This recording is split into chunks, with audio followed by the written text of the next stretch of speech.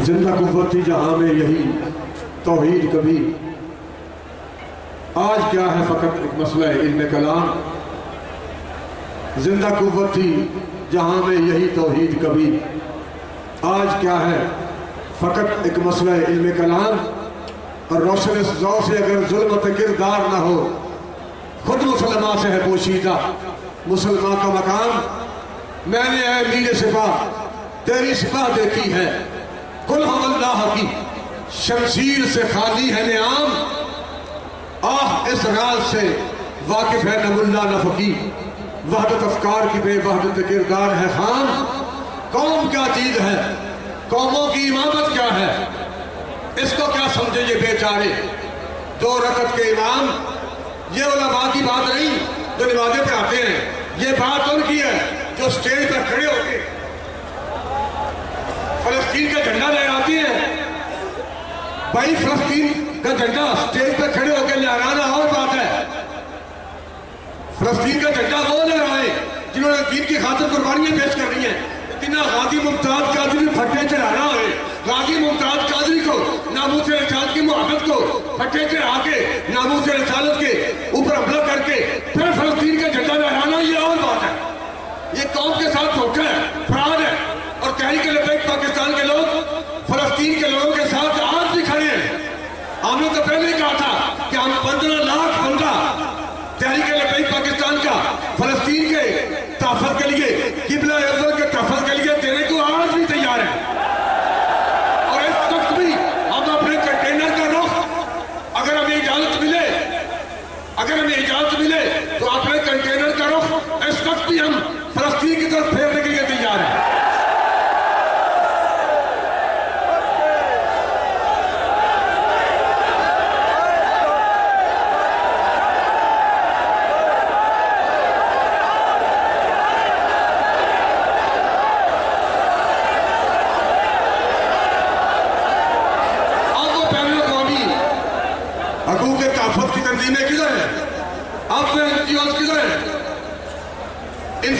इंसानियत इंसानी हुकूक तहफ़्फ़ुज़ यहाँ तो मुल्क पाकिस्तान में किसी कुत्ते को, अक़लियत के किसी कुत्ते को पत्थर मार दे तो पूरी मिशनरी हरकत में आ जाती है।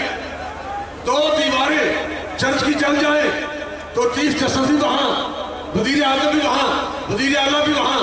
अब तो फलस्तीन पूरा चल रहा है, फलस्तीन पूरा चल रहा है। और किधर है वो लोग जो सिर्फ तहरीक लब्बैक पर गोलियां बरसाना जानते हैं, तहरीक लब्बैक पर चैलेंज करना जानते हैं। भाई फलस्तीनियों के हमारे ऊपर हाथ के, उम्मत मुस्लिमा के वो अफराद, नबी अलैहिस्सलाम की उम्मत के वो अफराद और हुजूर के गुलाम इस वक्त तो फलस्तीन चल रहा है। और वहाँ मलबे के ढेर के नीचे बच्चियों की चीखों आवाजें आ रही हैं, औरतें बेवा हो रही हैं, बच्चे यतीम हो रहे हैं। और सबसे बढ़ के ये हैरान कोई बात है और जुल्म की ये अखीर है कि जख्मियों को अस्पतालों से उठाकर उन्हें मार दिया जाए, उन्हें गोलियां मार दी जाए। बॉर्डर बंद हो, मिस्र का बॉर्डर बंद हो तो एम्बुलेंस से जख्मियों को उतार कर उनको शहादतों की जाम पिलाना, ये जुल्म की अखीर है। आपको वो जुल्म क्यों नजर नहीं आता जो फलस्तीन में हो रहा है? और इकबाल कहता है किससे कहूं ये जहर है मेरे लिए, मैं हयात कोहना है बदबे कायनात। और ताज़ा है मेरी वारदात। क्या नहीं और गजनवी कारगहे हयात में बैठे हैं कब से मुंतजर अहले हरम के सोमनाथ और काफिलाए हिजाज में 57 इस्लामी मुमालिक और फलस्तीनी आज भी किसी मसीहा के इंतजार में।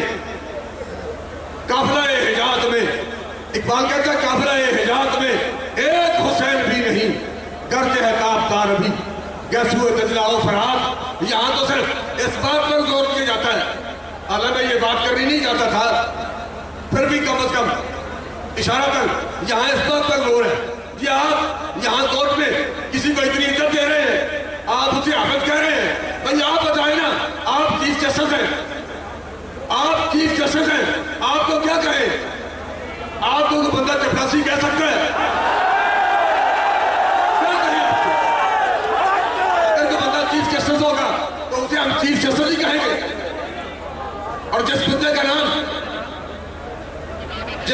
नाम के साथ हाफिज का लफ्ज लगाया गया है, याद रखो उम्मत के अरूज की दास्तान, उम्मत मुसलमान के अरूज की दास्तान, ये मेरे जज्बात की सिर्फ बात नहीं, ये अकायद पे मबनी है, ये अकायद पे मबनी है। उम्मत के अरूज की दास्तान जिस बंदे से शुरू हुई है उसका नाम अल्लामा हाफिज खादिम हुसैन रिजवी है।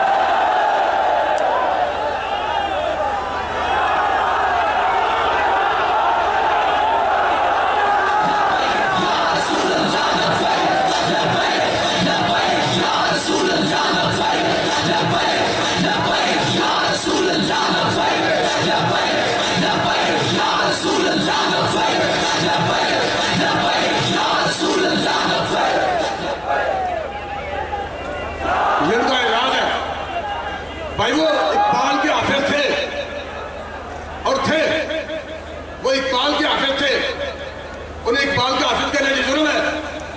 30 पारे कुरान उनके सीने के अंदर था और वो कहते थे कि आप जब कहें, जितना कहें, मैं एक रकत में पूरा कुरान पढ़ सकता हूं। जिसके सीने में 30 पारे कुरान मौजूद है उसे हाफिज कुरान ही कहना है, और क्या कहें? दोस्तों मोहतरम, तहरीक पाकिस्तान अपनी मोहब्बतों के साथ फलस्तीनियों के साथ खड़ी है।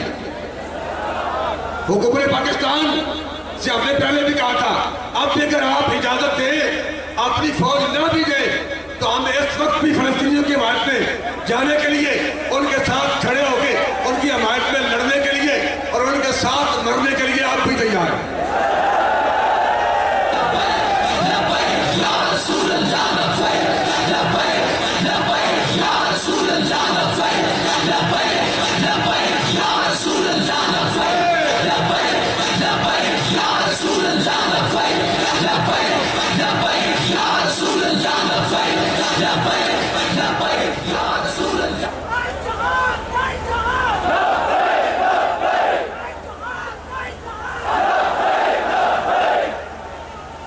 मुल्क पाकिस्तान में जिस पे नेमतों की फरावानी है, मुल्क पाकिस्तान जिसके पास शाहीन भी है, गौरी भी है, ताली भी है, दराट टैंक भी है, हदफ भी है, मुल्क पाकिस्तान जिसके पास एटम बम भी है।